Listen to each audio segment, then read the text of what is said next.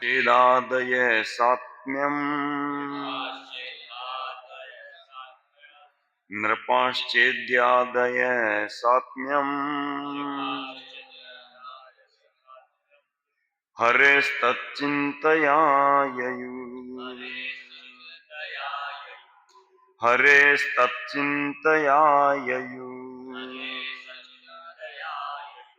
यथा यथा भगवतो भक्त्या परमयाभिधा नृपाश्चेदादय सात्म्यम् हरेस्तच्चिन्तया ययुः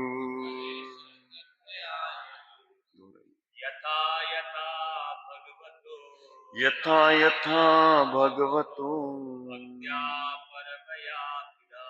भक्त्या परमयाभिधा नृपाश्चेदादय सात्म्यम् हरेस्तच्चिन्तया ययुः।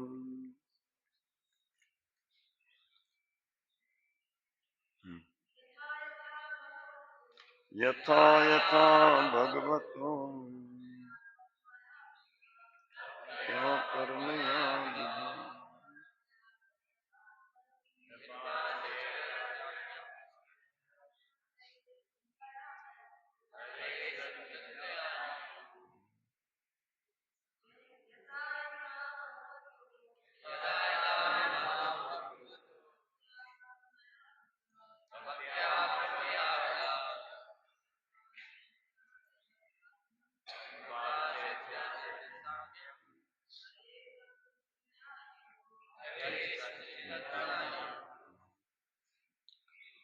शब्दार्थ अनुवाद तथा तात्पर्य श्रील प्रभुपाद जी के द्वारा श्रील प्रभुपाद की।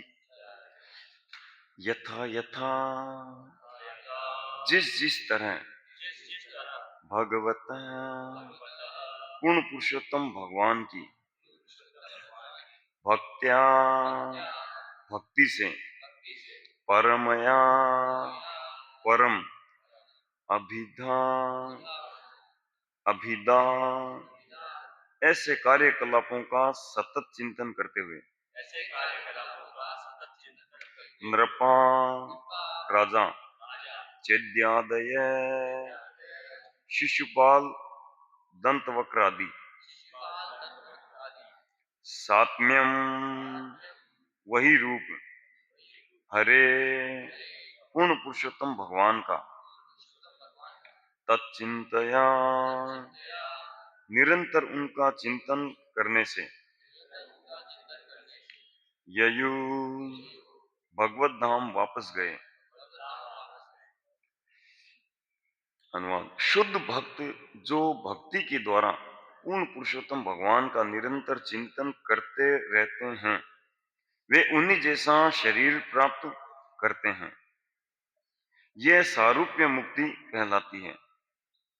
यद्यपि शिशुपाल दंतवक्र तथा अन्य राजा कृष्ण का अपने शत्रु के रूप में चिंतन करते थे किंतु उन्हें भी वैसा ही फल प्राप्त हुआ।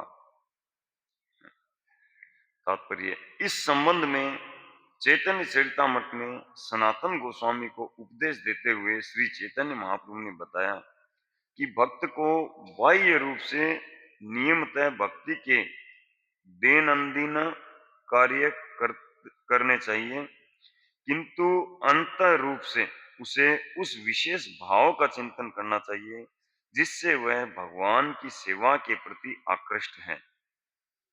भगवान का ऐसा निरंतर ध्यान करते रहने से भक्त भगवत धाम जाने का पात्र बन जाता है, जैसा कि भगवत गीता में कहा गया है 4.9 में त्यक्त्वा देहम पुनर्जन्म नयति मामेति।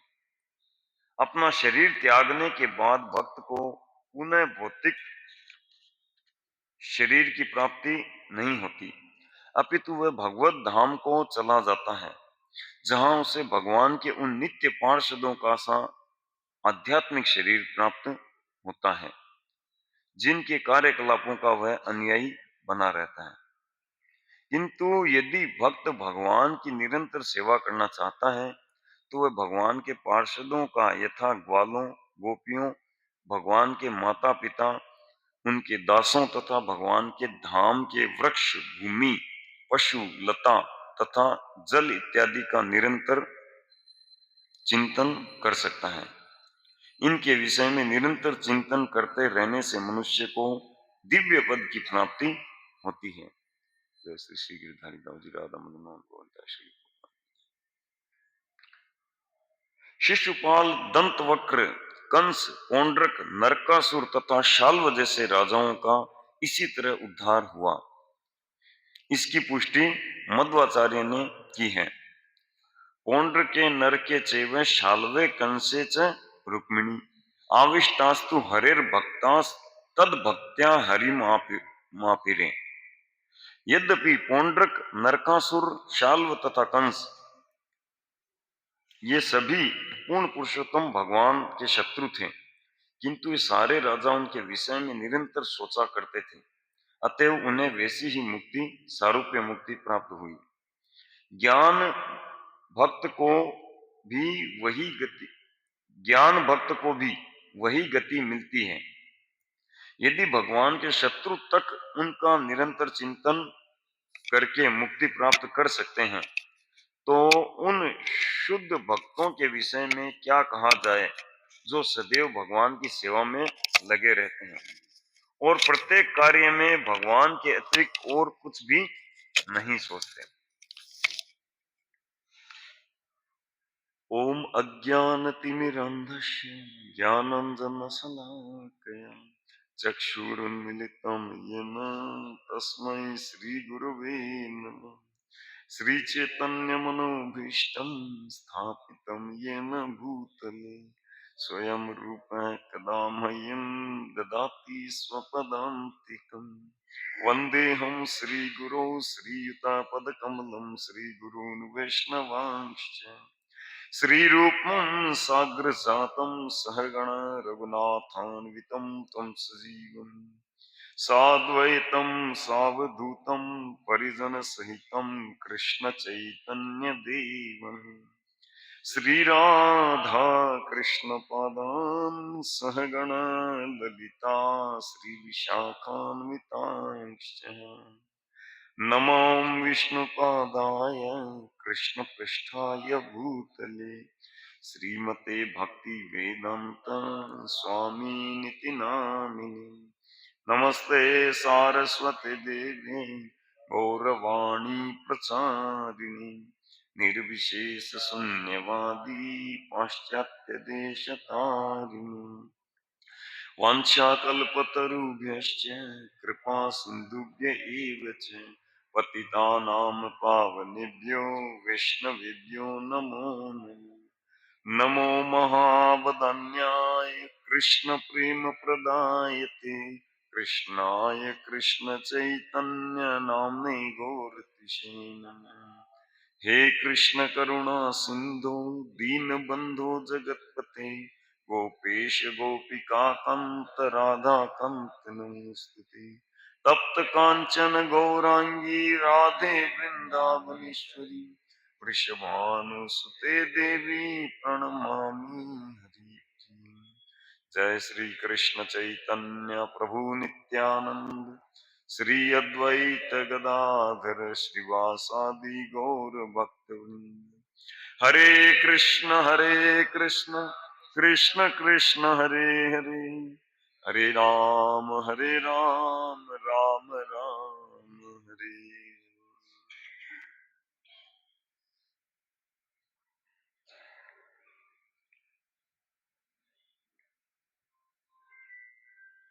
हरे कृष्ण।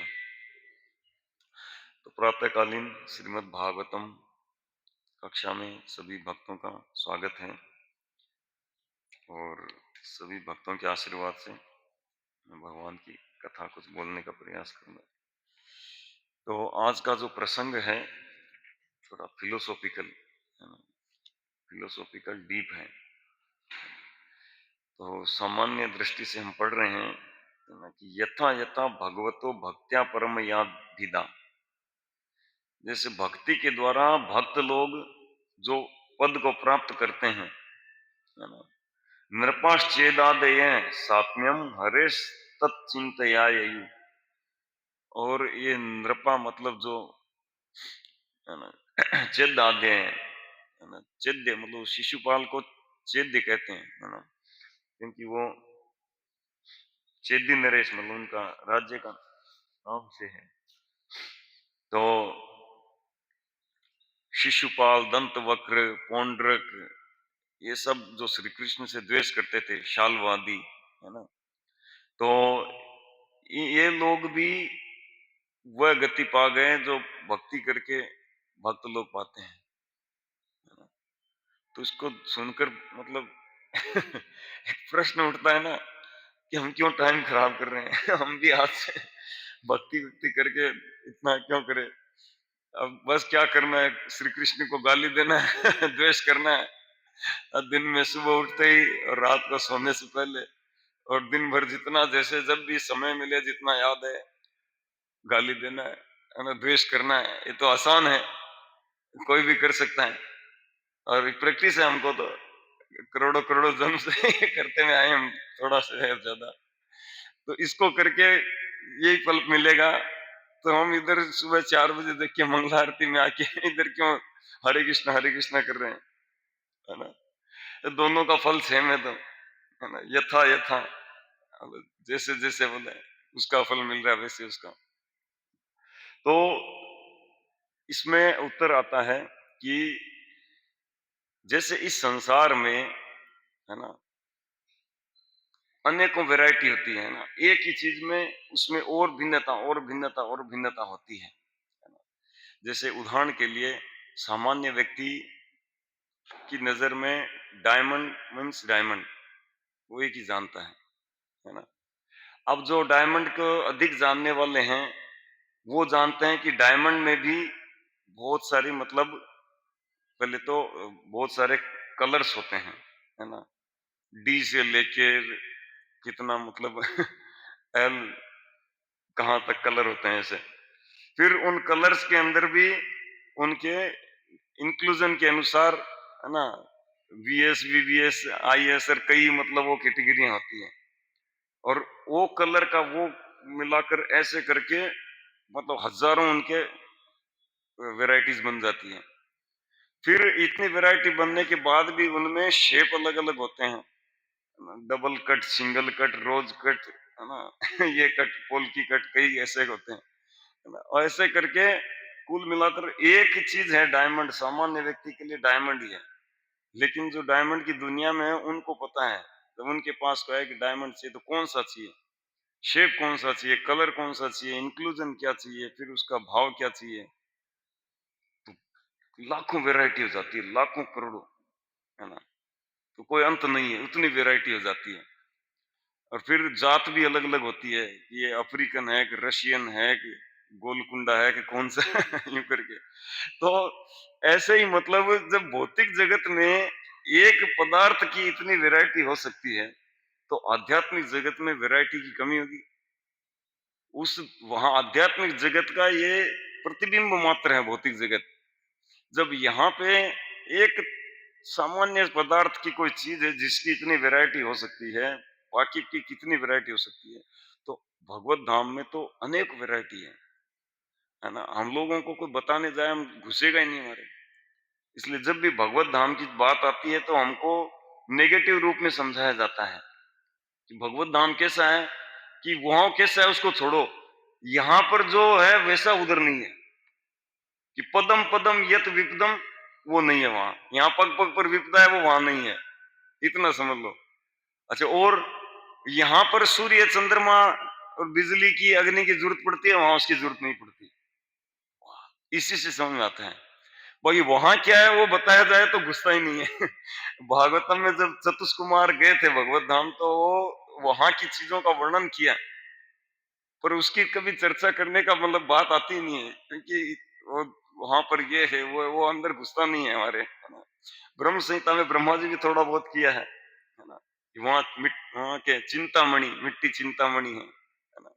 अब चिंतामणि मिट्टी क्या होती है ना? हमको समझ में आता ही नहीं है क्या चिंतामणि है। और सब गायें सुर भी गायें, अब सुर भी गाय क्या होती है ना?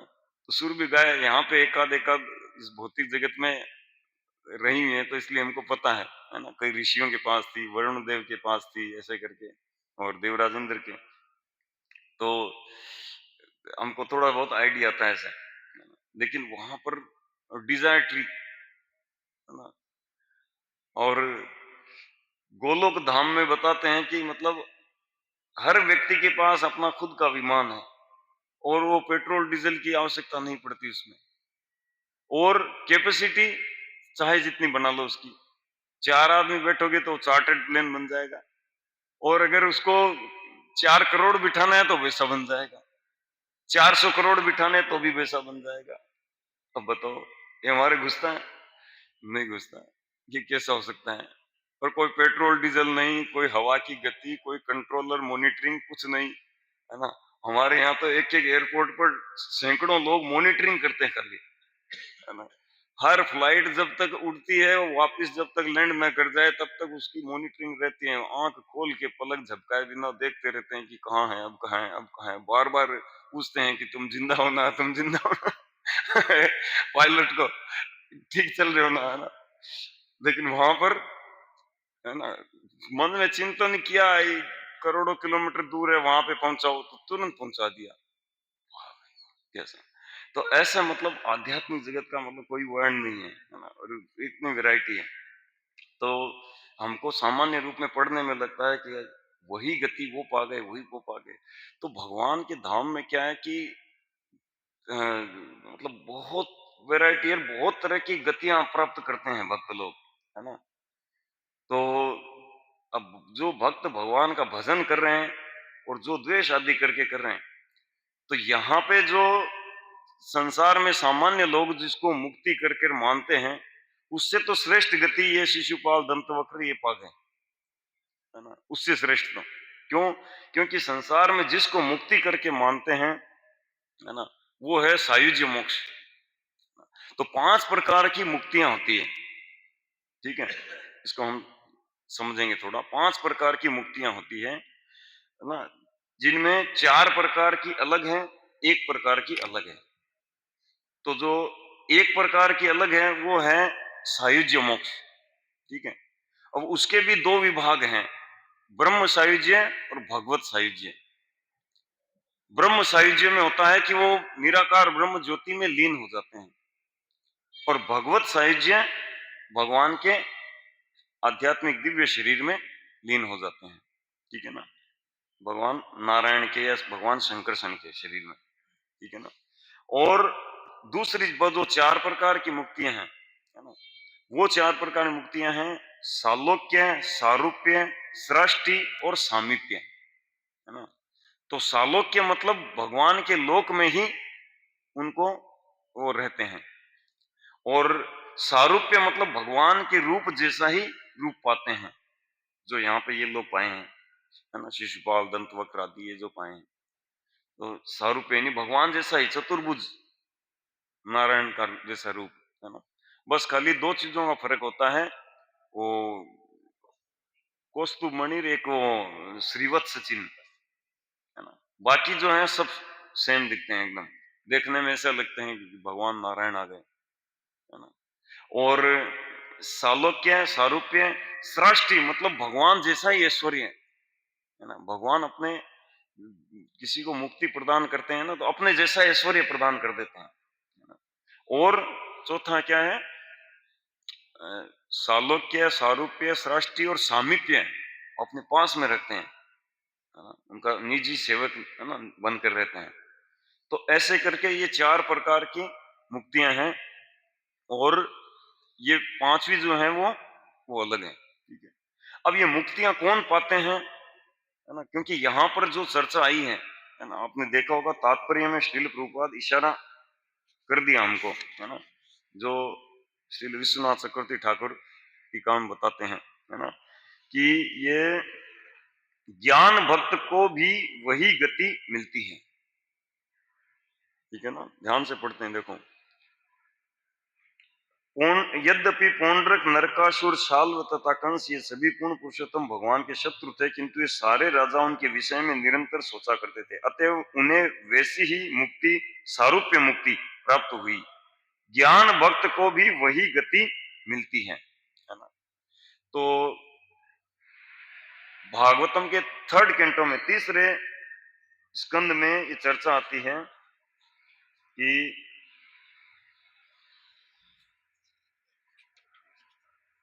ये श्लोक है, एक मिनट श्लोक ही पढ़े तो अच्छा है।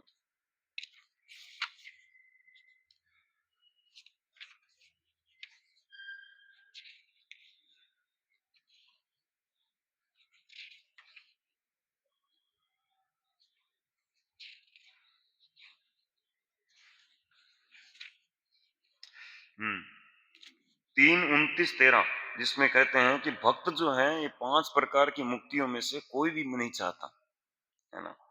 क्या करें? सालोक्य सृष्टि सामीप्य सारूप्यकत्वम अप्युत दीयमानम न गृह्णन्ति विना मत सेवनम जना। तो भगवान कह रहे मत सेवनम जना, मेरी सेवा करने वाले जो सेवा का आनंद पाते हैं वो इस मुक्तियों में से किसी को भी नहीं चाहते। चलो सायुज जी आदि नहीं चाहते, लेकिन बाकी 4 में से तो चाह सकते हैं। बोले नहीं, उनमें से भी नहीं चाहते, है ना। कभी कभी कोई रेयर कोई भक्त सेवा करने के निमित्त चाहता है कि मैं वो मुक्ति पा लूं, तो उस मुक्ति उसमें स्थित होकर मैं भगवान की सेवा कर सकूं ऐसे। अन्यथा जो सेवा करने वाले हैं उनको सेवा से ही प्रयोजन होता है। बोले प्रभु चाहे हमको स्वर्ग में भेजो, नरक में भेजो, इस भौतिक जगत में कहीं पर भी रखो, है ना। मम जन्मनि जन्मनीश्वरी भवतात भक्तिर अहेतु की त्वयि। आपके हेतु की भक्ति ही हमको करनी है, मतलब सेवा करना है हमको, प्रेम में सेवा में नियोजित होना है हमको, ये कोई भी नहीं चाहिए, है ना। तो सार्वभौम भट्टाचार्य ने अंत में समस्त प्रकार की मुक्तियां प्रदान किए जाने पर भी शुद्ध भक्त उन्हें स्वीकार नहीं करता, वह भगवान की सेवा में लगे रहने से ही संतुष्ट रहता है। भागवतम का श्लोक है। तो भक्त जो है वो किसी भी प्रकार की मुक्ति नहीं चाहते हैं, ठीक है। तो फिर ये सारूप्य मुक्ति कौन पाते हैं? तो श्रील प्रभुपाद तात्पर्य में बताया कि ज्ञानी भक्त जो है वो पाते हैं। तो हम थोड़ा सा आज फिलोसॉफिकली 10 मिनट में ये समझने का प्रयास करेंगे कि ये ज्ञानी भक्त कौन होते हैं, है ना। ठीक है ना, ये प्रश्न रहता है ना कि ज्ञानी भक्त कौन रहता है, ठीक है। तो ये जो दो मार्ग हैं, एक शुद्ध भक्ति का मार्ग है जिसमें शुद्ध भक्तों के शरण ग्रहण करके और शरण ग्रहण करते ही हमको श्री कृष्ण के प्रति श्रद्धा मिल जाती है ना। और हम सीधे भगवान श्री कृष्ण की शुद्ध भक्ति के मार्ग को अनुशीलन करते हैं, है ना। अब चाहे हम किसी भी अवस्था से आए हों, ठीक है ना, हमारी कोई भी स्थिति रही हो, हम तमोगुणी थे, तमो रजो थे, रजोगुणी हैं, जो भी हैं, सतोगुणी हैं, जो भी हैं, है ना, भले मुक्त ही क्यों ना हो। दूसरा क्या होता है कि संसार में धर्म अर्थ काम मोक्ष का मार्ग है ना। क्योंकि उन लोगों को ये शुद्ध भक्ति इसका ज्ञान नहीं रहता कि इतना मतलब सरलता से केवल शुद्ध भक्तों की थोड़ी सी सेवा करने से, थोड़ी सी उनकी कृपा मिलने से ऐसा मतलब इतना उत्कृष्ट फल मिल जाता है ना, ऐसा उनको ज्ञान नहीं रहता। तो वो लोग सोचते हैं कि देखो इस संसार में पहले भोग करो, है ना। जैसे दक्ष प्रजापति जब उनके 11,000 बच्चों को नारद मुनि ब्रह्मचारी बना दिया था, तो नारद मुनि उनके पास गए तो वो यही फिलोसॉफी दिया, क्योंकि वो भी वेदों के खिलाफ नहीं थे। बोले कि तुम जो कह रहे हो, बोले सीधा ही ब्रह्मचारी बना दिया, कैसे टिकेगा कोई ब्रह्मचारी रह के, है ना। क्योंकि उनको इसका ज्ञान नहीं है, इस पराभक्ति का ज्ञान नहीं है ना। तो वो सोचते हैं कि कोई जब इस संसार में पहले व्यक्ति फंसे और फंसकर और संसार का भोग करे, फिर देखे कि ये भोग में सुख नहीं दुख ज्यादा है, ये ऐसी खीर है जिसमें मिट्टी मिली हुई है, बालू, अरे बाप रे बाप, टेस्ट टेस्ट क्या आएगा, बार बार दांतों में कंकड़ कंकड़ लग रहे हैं, बेकार है ना। या ऐसा ऐसा शहद का टेस्ट है जिसमें शहद तो 1-2 ड्रॉप जाता है और मधुमक्खियां 50 खा जाती है। तो ये वाला मतलब, तो तब क्या होता है, व्यक्ति उससे हताश होकर और कहता है कि नहीं मोक्ष पाएंगे। तब वो संसार को त्यागता है और मोक्ष मार्ग को चूज करता है। तो वो वाला सिस्टम सही है। वो उसको ज्ञान, उनको यही ज्ञान रहता है। जय श्री श्री गिरधारी दास जी, श्री श्री राधा मदन मोहन, श्री श्री गौनिता, श्री प्रभुपाद। अब उस मार्ग को अवलंब करने वाले क्या करते हैं, वो जब किसी को भोग से, है ना, जब भोग पाने हो तो कर्म कांडीय विधान अपनाते हैं। यानी वेदों में वर्णित अनुष्ठानिक कर्म, यज्ञ दान तपस्या आदि करते हैं, और जिसके कारण उन्हें संसार में भोग की व्यवस्था मिल जाए। लेकिन जब उब जाते हैं, अब नहीं, अब हमको मोक्ष पाना है, तो मोक्ष पाना होता है तो उनके लिए क्या रहता है कि पहले उनको हृदय शुद्ध करना होता है। ठीक है ना, क्योंकि मोक्ष पाना है तो मोक्ष के लिए ज्ञान जरूरी है, दिव्य ज्ञान, आध्यात्मिक ज्ञान, है ना, ज्ञान जरूरी है। और ज्ञान पाने के लिए ज्ञान अनुशीलन करना पड़ेगा, और ज्ञान अनुशीलन करने के लिए कर्म त्यागना पड़ेगा। कोई भी मतलब न तो अनुष्ठानिक कार्य न वृत्तिपरक कार्य नहीं कर सकता, तब ज्ञान अनुशीलन हो सकता है, ये कंडीशन होती है। तो ऐसा करेंगे तब होगा। अब कोई ज्ञान अनुशीलन करने के लिए कोई सोचे कि मैं फिर त्याग दूं सब कुछ, बोले नहीं, जब तक हृदय शुद्ध न हो, हृदय में काम क्रोध लोभ मोह आदि ये सब न मिटे, तब तक कर्म को त्याग नहीं सकते। तो तब तक क्या करना होगा, तो तब तक के लिए निष्काम कर्म करना होगा, है ना। यानी कि अनुष्ठानिक कार्य और वृत्तिपरक कार्य करते रहना होगा, लेकिन फल जो है वो खुद उनको नहीं लेना। पर कोई व्यक्ति यदि निष्काम कर्म करे, चाहे ज्ञान अनुशीलन करे, योग अनुशीलन करे, कभी भी उनका फल जो है तब तक नहीं मिलेगा जब तक उसमें भक्ति शामिल नहीं होगी। ये चैतन्य चरितामृत में डिटेल में दिया एकदम, है ना, कि कर्म ज्ञान योग द्वितीय नार कौन फल, सब फल दय यदि भक्ति हो उसमें, जब तक भक्ति न हो वो नहीं होगा। तो इसीलिए क्या करना, विधान क्या दिया है, निष्काम कर्म योग, योग शब्द जोड़ दिया उसमें। तो योग मीन्स भक्ति, है ना, योग मीन्स भगवान की भक्ति उसमें शामिल हो गई। यानी कि निष्काम कर्म भी करेंगे और उसको योग कर देंगे, यानी कि कोई अपने अनुष्ठानिक कार्य करेंगे, है ना, जो भी पंच यज्ञ आदि हैं वो सब करते हैं, और कर करा के और उसका जो फल है वो पूरा का पूरा इदम सर्वम ओम विष्णवे नमः, भगवान विष्णु को अर्पण कर देंगे। तो जब सारा का सारा फल भगवान विष्णु को अर्पण कर देंगे, तब उनको क्या होगा कि कोई भी फल का रिएक्शन नहीं लगेगा, और वो जो अनुष्ठानिक कर्म आदि वो सब किए निष्काम भाव से किए, जिसके कारण क्या होता है कि उनका रजो तमो गुण का प्रभाव घटता है ना। और ऐसे करते करते, मतलब ऐसे यूं करते करते एक समय जब रजो तमो गुण का प्रभाव घट जाता है, वो सतोगुण में स्थित हो जाते हैं, तब उनके लिए आदेश हो जाता है, लंबा समय लगता है उसमें, है ना। तब उनके लिए होता है कि ठीक है, अब आप कर्म त्याग करके केवल फुल टाइम ज्ञान अनुशीलन करो। अब ज्ञान भी अनुशीलन करेंगे तो उसमें भी ज्ञान योग होना चाहिए, मतलब ज्ञान केवल ज्ञान नहीं, केवल जो शुष्क ज्ञान अनुशीलन करता है उसको कभी मुक्ति नहीं मिलती है। ज्ञान योग यानी कि ज्ञान मिश्र भक्ति उनको करना पड़ेगा, यानी भगवान विष्णु की पूजा करनी ही पड़ेगी, अन्यथा नहीं हो सकता। तो वो लोग भी हरे कृष्ण महामंत्र जप करते हैं, भक्ति की विधियों को अपनाते हैं, लेकिन उद्देश्य क्या होता है कि मोक्ष मिल जाए, मोक्ष मिल जाए, मोक्ष मिल जाए, है ना। तो भगवान की भक्ति के कार्यों को वो लोग अपनाते हैं, है ना, गोपाल की सेवा करेंगे और मतलब नाम जप करेंगे, वो भी इस तरह से करते हैं ज्ञान अनुशीलनकारी भी। लेकिन टारगेट क्या रहता है अंदर, कि भगवान हमें मोक्ष प्रदान करे, भगवान हमें मुक्ति प्रदान करे, भगवान हमें मुक्ति प्रदान करे। तो एक समय आता है तो भगवान कृपा करके उनको मोक्ष प्रदान कर देते हैं, बोले ठीक है आपको ये चाहिए ले लो ना। तो वास्तव में भक्ति के द्वारा ही मोक्ष मिलता है ना।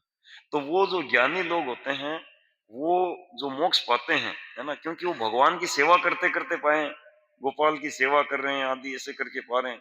अगर वो सेवा आदि नहीं हो बिल्कुल भी, है ना, केवल ज्ञान, मतलब उसको, मतलब भक्ति का ज्ञान में उसमें भी बहुत वैरायटी होती है, तो उनको सायुज्य मिलता है। लेकिन साथ साथ वो सेवा करते हुए कर रहे थे, है ना, नाम जप कर रहे हैं, है ना, विग्रह सेवादी भी कर रहे हैं, लेकिन टारगेट है मोक्ष का, तो उनको वैकुंठ में ये मुक्ति मिलती है सारूप्यादि मुक्ति, है ना। और ये जो शिशुपाल, दंतवक्र, इन लोगों को गाली देने से यही मिल गया। खाली भगवान को, ये जो ज्ञानियों को जो इतना वर्षक पहले तो निष्काम कर्म योग किया, है ना, फिर वो सतोगुण में स्थित हुए, तब ज्ञान अनुशीलन किया, और ज्ञान अनुशीलन में तो लंबा समय लगता है ना। तब जाके उनको भगवान कृपा करके मतलब या तो सायुज्य दिया या तो सारूप्य दिया, ऐसे करके 5 प्रकार की मुक्तियों में से एक दे दिया, है ना। और वो उन लोगों को केवल द्वेष करने मात्र से, है ना। पौंड्रक क्या किया, पौंड्रक भगवान के जैसा रूप बना लिया, है ना। वो डुप्लीकेट 2 हाथ लगा लिया, बोले मैं भी वासुदेव हूँ, है ना, और जाके बोल दो। इतना मतलब भ्रम में आ गया कि जाके बोले, चैलेंज कर दिया, अपने दूत को भेजा कि जाके कह दो वासुदेव को कि तुम डुप्लीकेट हो, मैं ओरिजिनल हूँ। ऐसे करके वो पत्र जो है वो पढ़ के जब सुनाया महाराज उग्रसेन की सभा में, तो सब लोग इतनी देर तक हंसे, बोले हंसते हंसते पेट दर्द करने लगे। मतलब पौंड्रक 2 डुप्लीकेट हाथ लगा कर और हाथ में झूठा चक्र घुमा के चाइनीज बैटरी से और कह रहा है कि मैं वासुदेव बन गया। और ऐसे सब लोग जोर जोर से कई देर तक हंसे। तो श्री कृष्ण ने कहा कि ठीक है ना, क्योंकि क्षत्रिय धर्म का पालन कर रहे हैं, तो अब चैलेंज कर दिया, तो उसको, है ना, युद्धश्च अपलायनम, क्षत्रियों के 7 गुणों में से एक है, 7 क्वालिटी में से।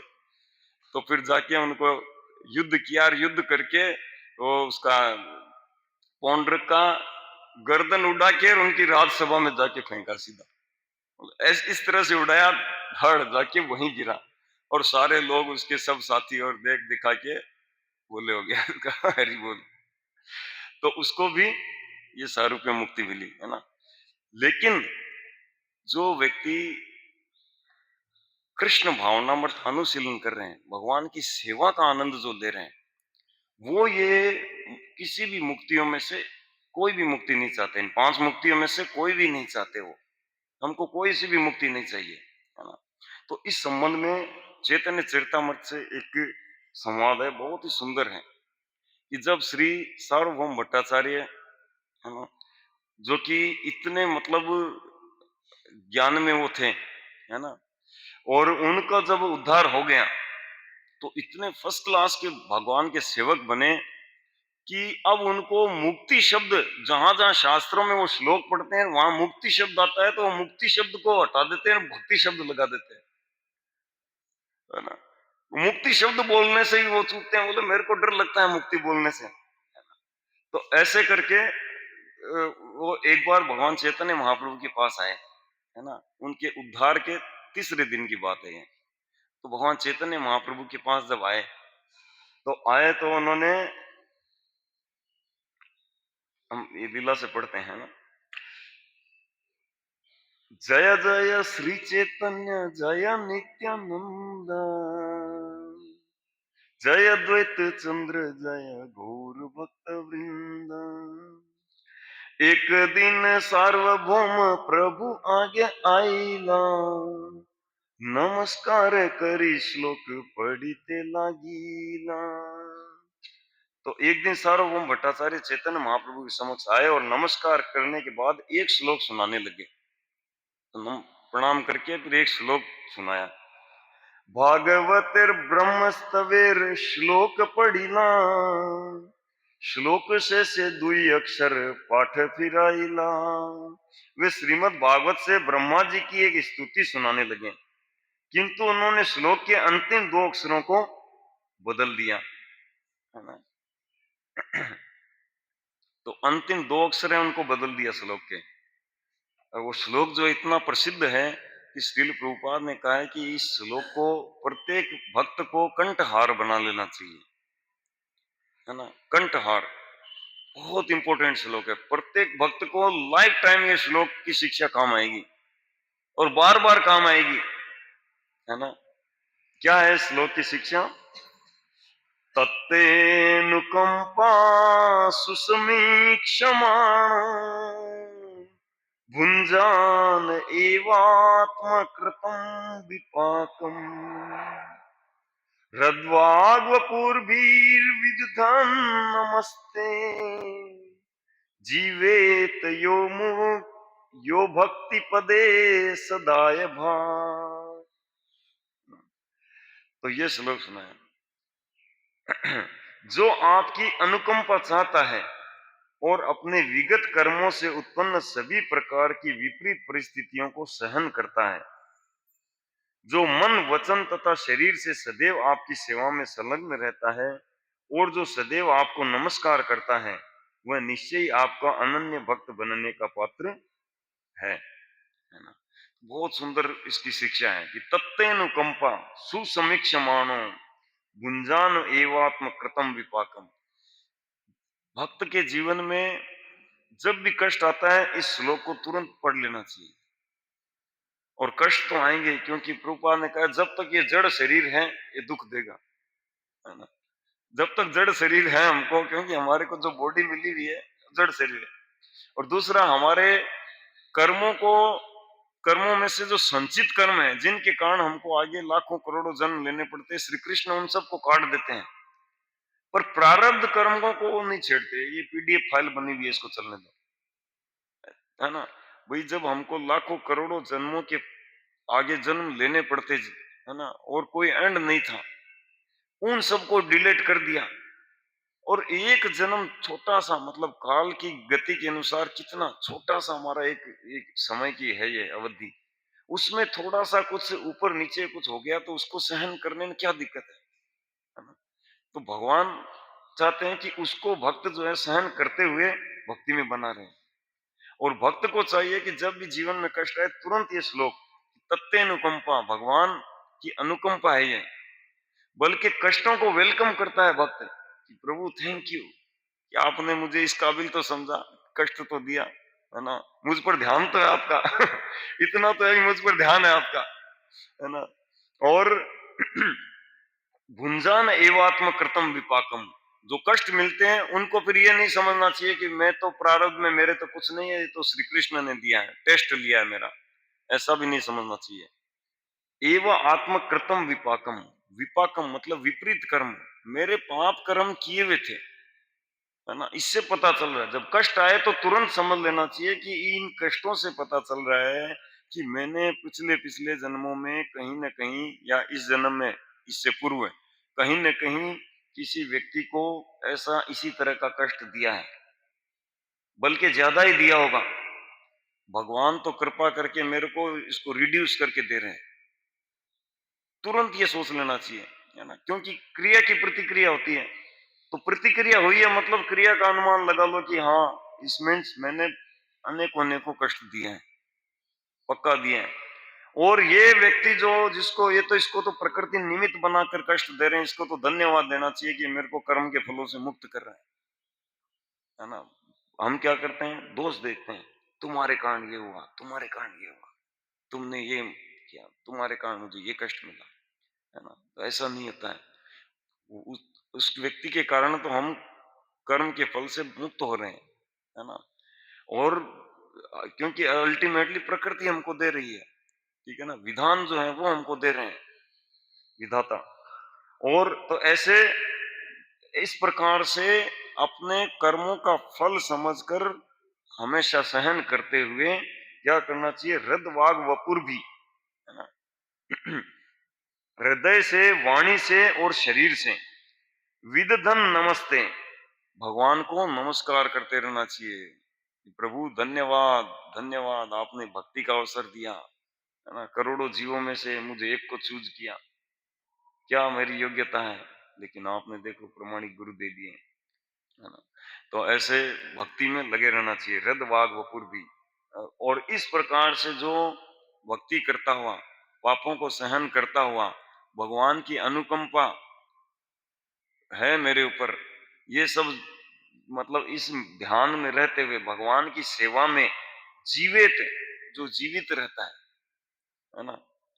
तो वो क्या होता है, जैसे कोई पिताजी की संपत्ति है और उसको पुत्र को मिले, उसके लिए उसको क्या करना चाहिए, क्या योग्यता चाहिए?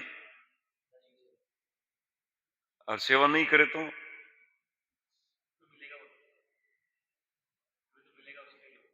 भी मिलेगा, है ना? तो देखते हैं बहुत से लोग सेवा किए ही नहीं, कहीं विदेश बैठे हैं, पिताजी गए आकर आके ले लिया, बोले हाँ बिल्कुल बाय डिफॉल्ट आपके नाम चढ़ेगा। तो क्या करना पड़ेगा उसके लिए? जिंदा रहना पड़ेगा, जीवित, है ना? केवल जीवित रहना है, नहीं भक्ति में बने रहना है हमको। भक्ति से विचलित नहीं होना है, कितने भी कुछ विचलन आए भक्ति छोड़ना नहीं है, भक्ति में बने रहना है बस।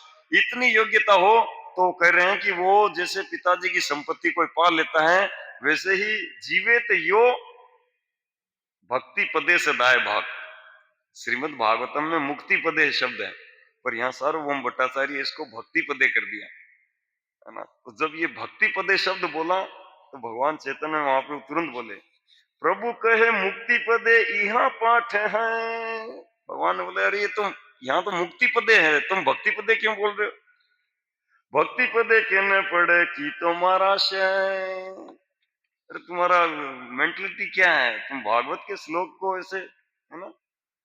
तो भट्टाचार्य कहे भक्ति सम नहे मुक्ति फल, भगवत भक्ति विमुख्य है दंड केवल। तो कह रहे हैं कि भक्ति के समान मुक्ति का फल थोड़ी है ना? तो कोई अगर भगवान की अनुकंपा इस प्रकार से जीवित रहता है, भक्ति करते हुए सेवा करते हुए, तो वो भक्ति पाएगा। वो मुक्ति क्यों, मतलब मुक्ति पढ़ना अच्छा नहीं लग रहा मेरे को, है ना? और मुक्ति क्या है? मुक्ति तो बोले जो भगवत भक्ति के विमुख है उन लोगों के लिए जो पनिशमेंट है उसका नाम मुक्ति है ना? ये जो सायुज्य आदि जो मुक्ति है ना, मुख्य रूप से सायुज्य मुक्ति ये दंड है एक्चुअली। सार्वभौम भट्टाचार्य कह रहे हैं जब कोई भगवान के भगवत विमुख रहता है ना, और मुक्ति चाहता है तो उसके लिए पनिशमेंट है। अब देखो आगे इसको डिटेल में बता रहे हैं। कृष्ण विग्रह यही सत्य नहीं माने, जो भगवान के विग्रहों को, है ना, विश्वास नहीं करता कि ये तो क्या है, पत्थर है, यूं है, यही निंदा युद्ध अधिक करे तारे सने, जो निंदा करता है और युद्ध अधिक है मतलब झगड़ा करता है, भगवान से भी झगड़ा करता है, सही दुईर दंड है ब्रह्म सायुज्य मुक्ति, तार मुक्ति फल न है यही करे भक्ति। तो भगवान श्री कृष्ण के दिव्य रूप को न मानने वाले निर्विशेषवादी तथा भगवान की निंदा करने और उनसे सदैव युद्ध करने वाले असुर ब्रह्म ज्योति में समाकर दंडित होते हैं। तो उनको भगवान ये, है ना, उनको ब्रह्म ज्योति में दे देते हैं कि वो न तो इधर उत्पात मचाए न उधर उत्पात मचाए। हमेशा के लिए उनको ब्रह्म ज्योति में समा जाते हैं। बोले ठीक है तुमको मुक्ति चाहिए, चलो, है ना, और तुमको युद्ध करना है, अब युद्ध इधर ना युद्ध कर पाओगे ना भगवान के धाम में जा पाओगे, तो बीच की जगह, है ना? तो उनके साथ ऐसा दंडित करते हैं। किंतु जो व्यक्ति भगवान की भक्ति में सेवा में लगा रहता है उसके साथ ऐसा नहीं होता, है ना? यद्यपि से मुक्ति है पंच प्रकार, सालोक्य सामीप्य सारूप्य सृष्टि सायुज्यान। तो यद्यपि ये 5 प्रकार की मुक्तियां होती है जो हमने चर्चा किया।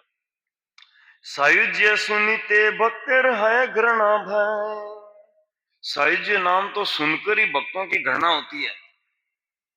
नरक वांछे तबु सायुज्य न लय, तो भक्त जो है वो भगवान से नरक ले लेगा लेकिन सायुज्य मुक्ति नहीं लेगा। अगर भगवान कहें कि तुमको ये सायुज्य मुक्ति देता हूं, देखो ये जो निष्काम कर्म योगी ज्ञानी, है ना, और अष्टांग योगी, ये लोग कितना भरसक प्रयास करके तब मैं उनको देता हूँ, तुमको ऐसे ही दे देता हूँ। तो भक्त जो होगा वो क्या कहेगा, प्रभु आप नरक में भेज दो मेरे को, वहां पे कितना मतलब कष्ट मिले वो अच्छा है, पर ये सायुज्य नहीं चाहिए। क्यों? क्योंकि नरक के यातना भोगने के बाद भी कोई मनुष्य शरीर में तो आएगा और फिर से भक्ति का चांस रहेगा, है ना, लेकिन एक बार सायुज्य में अगर लीन हो गया तो फिर गया खत्म उसका, तो है ना, परमानेंट हरि बोल हो गया। तो इसलिए ब्रह्म ईश्वरीय सायुज्य दुहित प्रकार, ब्रह्म सायुज्य है ते ईश्वर सायुज्य अधिकार। और कह रहे हैं कि देखो सायुज्य दो प्रकार के हैं, ब्रह्म सायुज्य और भगवत सायुज्य। तो भगवत सायुज्य तो ब्रह्म सायुज्य से भी और धिक्कारा हुआ बोले, है ना। तो ये दोनों ही नहीं चाहिए।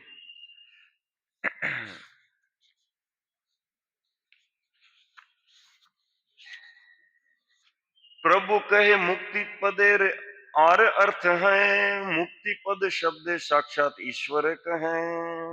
भगवान चैतन्य महाप्रभु कहे चलो वो तो ठीक है ना। मुक्ति पदे शब्द का अर्थ अन्य अर्थ है मुक्ति पद साक्षात पूर्ण पुरुषोत्तम भगवान का द्योतक है। मुक्ति पदे यार से ही मुक्ति पद है, किम व नवम पदार्थ मुक्तिर समाश्रय। तो ऐसे करके उनको मतलब वो कहते हैं कि ठीक है तुम लेकिन इस श्लोक में मुक्ति पद बोल रहे हो तो मुक्ति भगवान का भी तो द्योतक है, ये भी तो शास्त्रों में कहा है ना। दुई अर्थ कृष्ण कही केने पाठ फिरी, सार्वभौम कहे ओ पाठ कही ते न पारी।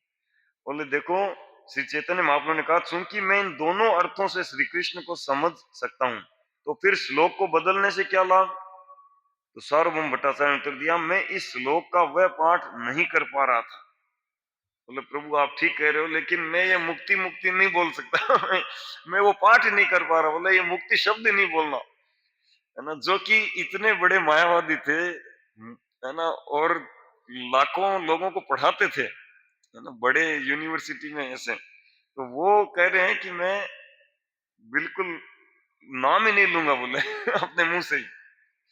यद्यपि तुम्हार अर्थ यही शब्द कहे, तथापि आश्लिष्य दोषे कहन नाया। यद्यपि आपकी व्याख्या सही है किंतु मुक्ति पद पद में असमंजसता होने के कारण इसका प्रयोग नहीं किया जाना चाहिए, है ना। तो यद्यपि मुक्ति शब्दे रहे पंचव्रती, रूढ़ी व्रते कहे तबु सायुज्य प्रतीति। मुक्ति शब्द 5 प्रकार की मुक्तियों का द्योतक है किंतु सामान्यतः इसका मुख्य अर्थ सायुज्य की प्रतीति होती है ना। यद्यपि मुक्तियां 5 प्रकार की हैं लेकिन प्राय सायुज्य मोक्ष के लिए ही मुक्ति का शब्द का इस्तेमाल होता है। तो मुक्ति शब्द कहते मने है घृणा तरास, भक्ति पद कहते मने है त उल्लास। बोले मुक्ति शब्द बोलते ही मन में घृणा उत्पन्न होती है और भक्ति शब्द बोलने से मन में उल्लास होता है तो तब महाप्रभु क्योंकि टेस्ट ले रहे थे तो अब सुनिया हासन प्रभु आनंदित मने, भट्टाचार्य केल प्रभु दृढ़ आलिंगन।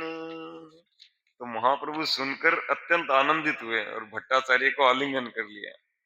और आलिंगन करके क्या कह रहे हैं, यही भट्टाचार्य पढ़े पढ़ाए मायावादे। बोले ये वही भट्टाचार्य है जो पढ़ता और पढ़ाता था मायावाद को, है ना। तारे ऐसे वाक्य स्फुरे चैतन्य प्रसादे। तो ये सब केवल श्री चैतन्य महाप्रभु की कृपा से ही संभव हुआ कि वही अब मुक्ति शब्द से गणना कर रहा था, है ना। आगे एक श्लोक और लास्ट, है ना। लोहा के यावत स्पर्शी हेम नहीं करे, तावत स्पर्शी मणि के है चीनीते ना पारे। बोले जो स्पर्श मणि उसका पहचान कैसे होगी, जब लोह को स्पर्श करेगी लोहा सोना बन जाएगा तब तो पता चलेगा कि स्पर्श मणि है। तो भगवान चैतन्य महाप्रभु ने ऐसे मतलब सार्वभौम भट्टाचार्य को, है ना, ये एक नंबर का डिवोटी बना दिया, भक्त बना दिया। तो इससे पता चलता है भगवान चैतन्य महाप्रभु कैसे, है ना, पारसमणि, है ना, स्पर्शमणि है। हरे कृष्ण। किसी का कोई प्रश्न हो तो कोई जो ज्ञान योग में जो आपने बताया कि ज्ञान योग है जो भगवान की सेवा पूजा भी करते हैं और ज्ञान का भी करते हैं, हाँ, तो साहित्य में नहीं जाते हैं लेकिन साधुत्व और साधुत्व जो बाकी मुक्ति है, हाँ हाँ, उनको प्राप्त, तो उसका भी कोई क्राइटेरिया होता होगा ना, साधुत्व किसको मिलेगी, साधुत्व किसको मिलेगी, शास्त्रीय किसको मिलेगी। हाँ तो वो बहुत वेराइटी है उसमें, बहुत गहराई है, उसका मनोभाव पर डिपेंड करता है, उसका भाव क्या है। हो सकता है वो सेवा पूजा कर रहा है, लेकिन केवल उसको एक ही टारगेट है, मुझे साहित्य चाहिए, साहित्य चाहिए। तो सेवा कर रहा है, फिर भी साहित्य देंगे। लेकिन सेवा कर रहा है और भगवान के रूप के प्रति, है ना, आकृष्ट है, और प्रभु मुक्ति दो, प्रभु मुक्त कर दो, ये संसार कष्टमय है, मुक्ति दो, मुक्ति दो, तो भगवान सारूप में मुक्ति दे देंगे। यस, अंदर जो हो गया वो बाहर होगा, मतलब उसके अनुसार।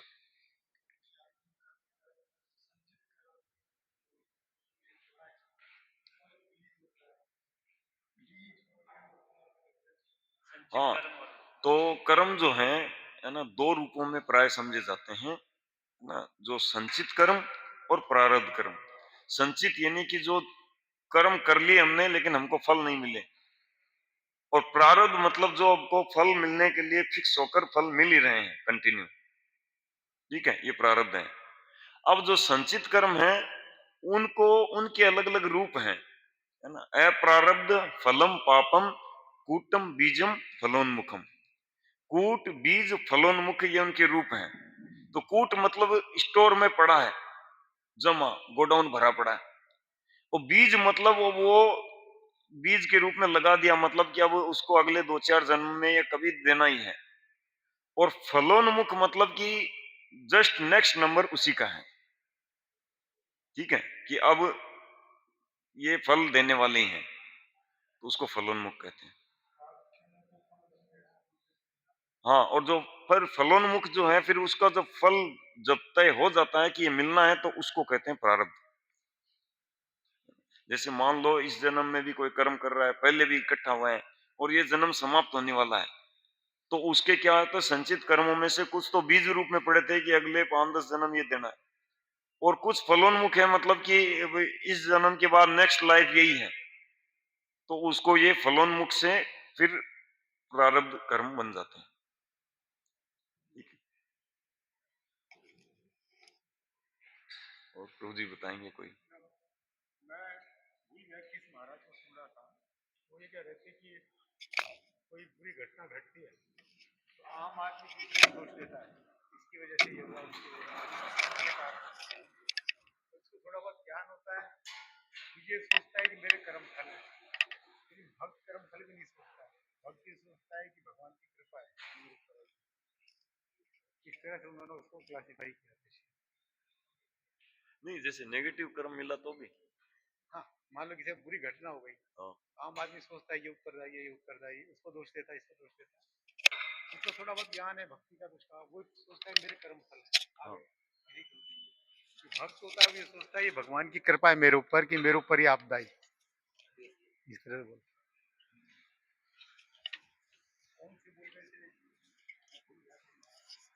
फिर तो आपकी भक्ति के लेवल पे डिपेंड करता है ना, कि आप जब बिल्कुल एकदम डिपेंडेंट हो गए, तो वो कहता है कि जो मतलब आप, हाँ, वो कृपा ही मानता है उसको, तो मेरे को सुधारने के लिए कर रहे हैं भगवान ये।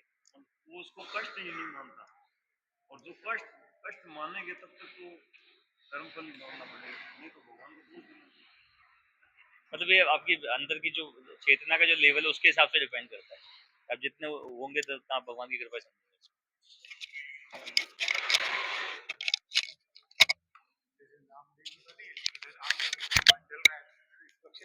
हैं। देख रहे हैं, बढ़िया काम हो गया।